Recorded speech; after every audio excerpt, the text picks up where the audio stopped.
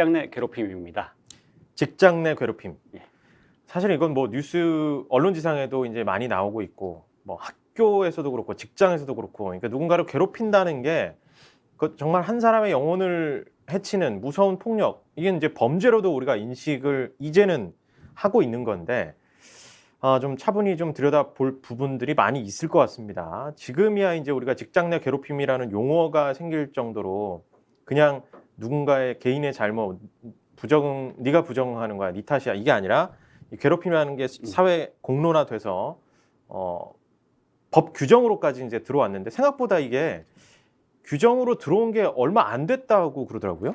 예, 맞습니다. 예, 직장 내 괴롭힘 그 법 규정은 이제 네. 2019년 7월 16일에 시행이 되었고요.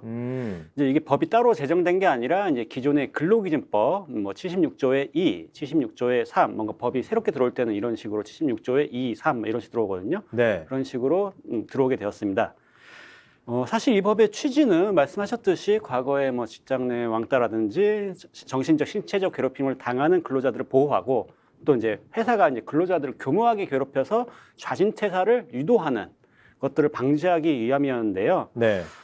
그리고 이제 궁극적인 목적은 이제 기존의 일반 노동법이나 민형사로 해결되지 않는 사각지대들이 있을 거잖아요. 그렇죠. 폭력을 네. 말씀하셨는데, 폭력은 당연히 형법에서 이제 금지하고 있는 거고요. 네. 그 정도가 아니라 좀 애매한 부분, 묘한 부분들도 보호를 하자라는 거에서 이제 궁극적인 목적이 있습니다. 또한 제일 중요한 게 네. 2021년, 그러니까 작년 10월 14일부터 사용자 및 친족이 괴롭힘의 행위자로 인정되는 경우 과태료가 부과된다는 규정이 신설됐습니다.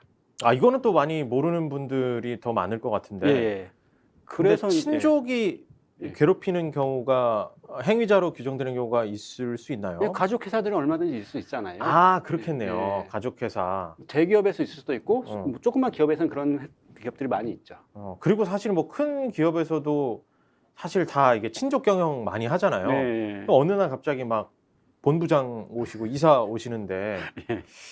그런 경우에 이제 이 사람들이, 그러니까 사용자의 친족이니까 예. 괴롭힘의 행위자로 명확하게 인정이 되면 예. 과태료가 부과된다라는 예. 것, 이게 신설이 됐다라는 거죠. 예. 사실 이제 뒤에 말씀드리겠지만 이분들이 가해자로 행위자로 인정되는 경우에 실질적인 조치를 할 수 있는 게 아무것도 없었어요. 회사에서 이분들을 뭐 징계를 할 리도 없고, 네. 뭐 그렇기 때문에 특별하게 좀 들어온 것 같습니다. 그래서 대표자분들이나 뭐 친족분들이 만약 가해자로 이제 행위자로 지목되면은 노동부에서는 직접 소환해가지고 네. 좀 더 특별한 절차를 거쳐서 직장 괴롭힘을 조사하게 되었습니다. 근데 아무래도 이 규정은 사실 이제 조금 소규모, 그러니까 친족들이 많이 개입하고 있는 조그마한 회사, 그리고 뭐 대표자와 직접 업무를 하는 그런 회사, 좀 작은 회사들에 네. 좀 해당이 많이 될 것 같긴 하네요. 예, 그렇습니다. 근데 그 자그마한 회사가 좀 예. 더 작아지면은 네. 5인 미만 사업장이 되겠죠. 네. 그 5인 미만 사업장은 또 직장 괴롭힘 규정이 적용이 안 됩니다.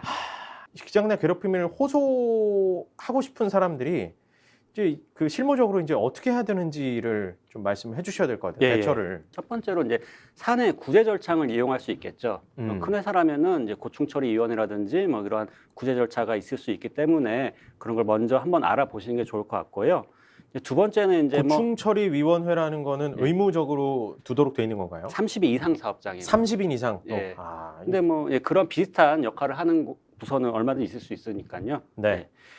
그리고 이제 노동청에 만약에 사내 구제만으로는 안 될 것 같다면은 노동청에 직장 괴롭힘 진정을 제시할 수 있습니다. 뭐 이러한 사실관계를 적고 증거가 있다면 증거를 첨부해 가지고 제출하는 거죠. 네. 그러면은 노동청에서 회사한테 직장 괴롭힘 진정이 들어왔다. 그러면은 이거에 대해서 빨리 조사를 실시해라라고 이제 명령을 내립니다. 그리고 조사 기간 동안 이제 피해 근로자 등을 보호하기 위해서 필요한 조치들을 하도록 이제 권고하죠. 뭐 근무 장소를 변경하다든지, 네. 뭐 유급 휴가를 이제 시킨다든지, 뭐 그렇게 할 수 있습니다. 그럼 회사는 이제 뭐 조사 명령을 받았잖아요. 그러면은 이제 행위자, 피해자, 또 참고인이 있을 수 있는데 그분들을 통해서 조사 보고서를 작성합니다. 네. 그리고 결론에 이거는 직장 내 괴롭힘이라고 보인다 또는 인정되지 않는다라고 자체적인 결론을 내리고요. 네.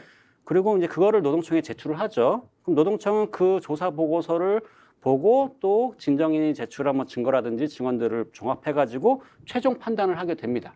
직장 내 괴롭힘이냐 아니냐. 네. 그 직장 내 괴롭힘 인정된다. 만약에 노동부에서 이거는 직장 내 괴롭힘이지라고 인정되는 경우 이제 피해자의 보호할 수 있는 조치를 취하도록 하고요. 또 행위자, 그 가해자로 지목된 인정된 사람한테는 지체 없이 징계를 하도록 또는 근무 장소를 변경하거나 그런 필요한 조치를 할 수 있도록 명령을 내립니다. 또 아까 말씀드렸듯이 행위자가 대표자나 친족의 경우에는 노동청에서 직접 소환해서 조사를 하니까 그건 약간 변론이고요. 네. 지금까지는 근로자와 근로자 간에 어. 일어난 거를 전제로 말씀드린 겁니다. 꼭 놓치지 말아야 할 현실적인 문제들 어떤 것들이 있을까요? 네, 그렇죠. 이제 그래서 아까 말씀드렸듯이 직장 괴롭힘으로 진정을 해봤자 이제 한 뭐 길게는 6개월, 1년도 갈 수 있어요. 요즘 네. 노동청에 사건이 쌓여가지고 결론이 날 때까지. 근데 진정 괴롭혔는데 결론은 가해자가 서면 경고 하나로 끝났어요. 네, 그런 식으로 좀 허무할 수가 있잖아요. 실제로 그러니까 막 실익 있는 그런 실효성 있는 조치가 나오기가 참 또 어려운 환경이기도 할 것 같습니다. 예, 그렇죠. 근데 네. 이제 뭐 그런 거는 차치하고 간접적으로 네. 그러면은 이제 피해자 이것 때문에 괴로움을 받으신 분은 이제 이것 때문에 뭐 퇴사하실 수 있잖아요. 네. 그럼 자진 퇴사로 이제 난 너무 괴로워서 이제 자진 퇴사하겠다 했는데 이제 실업급여를 받을 수 있는 기회가 하나 생기는 거죠. 원래는 실업급여라는 거는 자진 퇴사를 하면은 못 받아요. 네. 근데 자진 퇴사를 해도 어느 요건이 해당되면 받을 수 있는 사안이 있는데 그중 하나가 직장 내 괴롭힘으로 인한 자진 퇴사는 실업급여 수급 대상이 됩니다. 아, 그나마 좀 위안이 됩니다. 이제 예. 직장 내 괴롭힘으로 인정받으면은 괴로워서 자진 퇴사를 했어도 실업급여를 받을 수 있다. 예, 예. 네. 그렇죠. 그리고요. 그리고 또 하나가 이제 산재 신청인데요. 그렇죠. 이제 만약에 뭐 많은 정신적 피해를 받아가지고 뭐 우울증으로 그렇게 정신과에 진단을 받고 그러면 약간 치료 기간들이 나오는데 네. 치료비라든지 그 치료 기간 동안에 그 일을 못했다라면 휴업수당 받을 수 있는 이제 권리가 생깁니다. 네. 그래서 산재 신청이 가능한데 조심할 거는 네. 노동청에서 직장 내 괴롭힘이라고 인정되었기 때문에 바로 산재 신청이 가능한 게 아니라 네. 그 직장 내 괴롭힘의 구체적인 실태를 본인들이 다 증명해야 됩니다. 그러니까 이러한 실태로 내가 정신적 피해를 받았고 네. 그래서 이러한 진단을 받게 되었다라는 인과관계를 명확하게 밝힐 수 있어야 됩니다. 입증의 책임이 이제 본인한테 있다라는 거죠. 그렇죠. 그러니까 그 증거 수집의 그 중요성은 계속 말씀드려도 뭐 부족할 게 없는데요. 네. 산재 신청이나 또는 직장 괴롭힘 인정받기 위해서는 증거 수집은 가장 기본 중에 기본이다라고 말씀드리고 싶습니다.